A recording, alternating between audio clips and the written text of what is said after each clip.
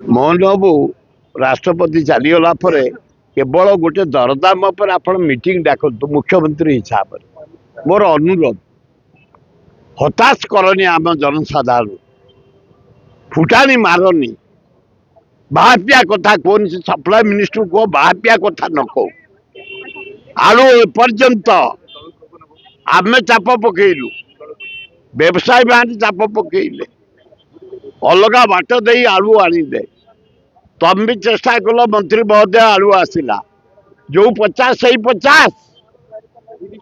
ଆଜି ପିଆଜ 70, 30ରେ କିଏ ଆସିଲ ବଦଳ। 5 ଟଙ୍କା ଆଳୁ ଦରକାର, ଗରିବ ଲୋକଙ୍କୁ ବାଣ୍ଟିବୁ ଆମେ।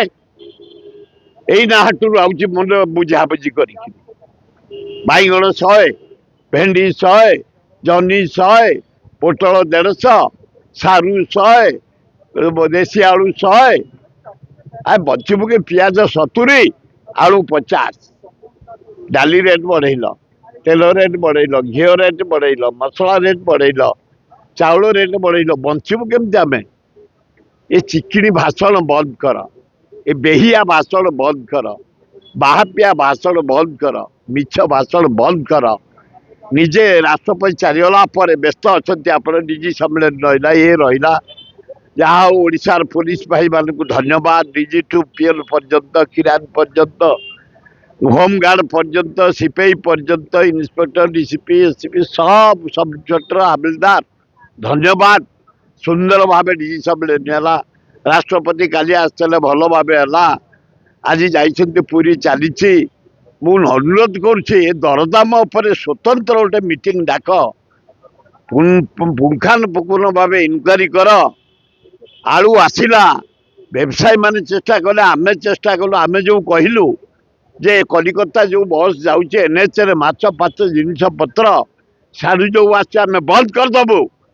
କାଲିଠୁ ଆଳୁ ୱେଷ୍ଟବେଙ୍ଗଲ ଛାଡ଼ିଲାଣି, କାରଣ ସିଏ ଦେଖିଲା ଯଦି ଏନ୍ଏଚ୍ ବନ୍ଦ ହେଇଯିବ, ତାଙ୍କ ଠିପି ବନ୍ଦ ହେଇଯିବ, କଲିକତା ଲୋକଙ୍କର ଠିପି ବନ୍ଦ ହେଇଯିବ। ସବୁ ଯାଉଛି ଏପଟୁ, ସେଠୁ ସିନା ଆଳୁ ଆଉଛି, ଏଠୁ ଖାଦ୍ୟ, ଗହମ, ଚାଉଳ, ମାଛ, ମାଂସ ସବୁ ଯାଉଛି ସିଆଡ଼େ। ତେଣୁ ସେ ଖୋଲିଦେଲେଣି।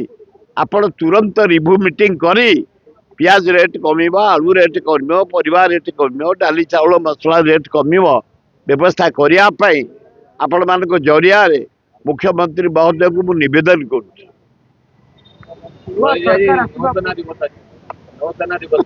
ହଁ ହଁ, ନୌସେନା ଦିବସ ଯିବା କଥା ଜନସାଧାରଣ।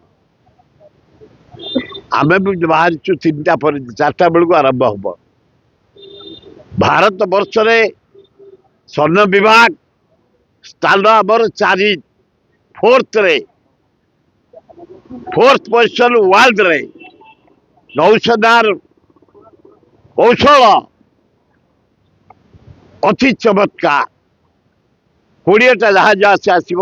ଦୁନିଆ ପ୍ରକାର ଅସ୍ତ୍ର ବସ୍ତ୍ର, ଦୁନିଆ ପ୍ରକାର ଖେଳ, ଦୁନିଆ ପ୍ରକାର କସରତ ସବୁ ଦେଖେଇବେ ଆମ ସୋଲଜର ଭାଇ ଭଉଣୀ ମାନେ, ଯେଉଁମାନେ ଆମକୁ ଜଗିଛନ୍ତି। ଯୁଦ୍ଧ ଜାହାଜରେ ରହି ପାଣିକି ଜଗିଛନ୍ତି।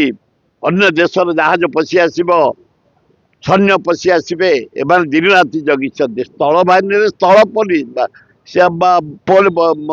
ମିଲିଟାରୀ, ଆର୍ମି, ଆମର ଜଳ ବିଭାଗରେ ଏମାନେ, ଆକାଶ ବିଭାଗରେ ଏୟାର ଫୋର୍ସ, ନୌସେନା ଆଜି ତାର କୌଶଳ ଦେଖେଇବ।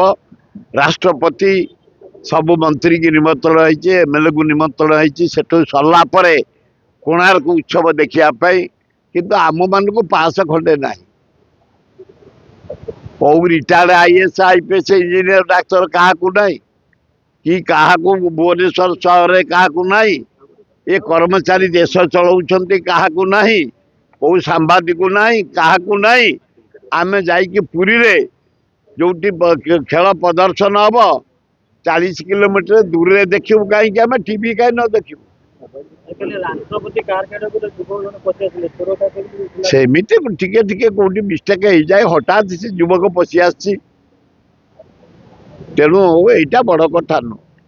କିଛି ଯଦି ସେ ମାରାତ୍ମକ ଲୋକ ହେଇଥାନ୍ତା, ଡେଞ୍ଜରିୟସ୍ ଲୋକ ହେଇଥାନ୍ତା, ନକ୍ସଲ ହେଇଥାନ୍ତା, ତାହେଲେ କିଛି ଅଧ୍ୟାୟ ବାଉଳରେ ପଶିଗଲା।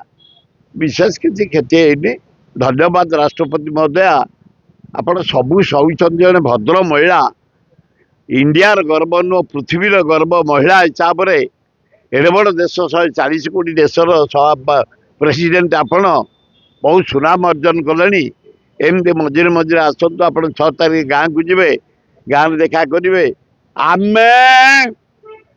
4 5 6 मागिचु आपण को समय आपण नीति अनुसार नियम अनुसार राष्ट्रपति भवन को लेखिकी देपर्यंत आईलानी आम आपण को साक्षात करूँ राष्ट्रपति भवन रे राज्यपाल भवन रे 12 तारीख देइथलु लवंगिरी पहाड़ मंदिर प्रतिष्ठा हम आपण पूर्णाहुति देवे देलेनी आपण आम घुंचेलु फेब्रुआरी 2 सरस्वती पूजा दिन करूँ आपण को गोड़ेचु मुझे गवर्नर हाउस पाइपारूनु तेणु जदि न पाइबे ताले 6 तारीख दिन आप जाऊँच गाँ को एटे आंबेडकर श्राद्ध फूल देवे जीवे गाँ को आम आगुआ जाए आप गाँव में अपेक्षा कर से राष्ट्रपति भवन पास जाऊ न जाऊ आम गाँ हिसाब रे आम ओडिशा भाई हिसाब रे बौड़ी हिसाब रे जीवु आप निवेदन करने